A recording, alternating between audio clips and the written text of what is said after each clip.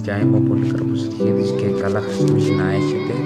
Καλά Χριστούγεννα να έχετε και επιτυχία.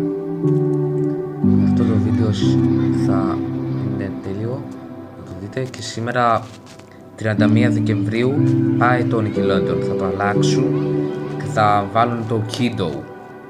Το Kiddo πάει με κάπα, D, όμικρον και θα είναι πια Kiddo. Θα αλλάξουν το όνομα του Nickelodeon. Έχετε δει ποτέ Nickelodeon στη ζωή σας από μικρή? Γράψτε στα σχόλια. Και άμα σας αρέσει το Nickelodeon, είναι πάρα πολύ τέλειο. Το είχα δει από μικρός, από 4 χρόνων έως 13. Είχα δει χθες την τελευταία μου σειρά, Drake και Josh, ο Captain Man και ο Kid Danger. Αυτά είναι, τελευταία. Κάντε like και subscribe, link και follow.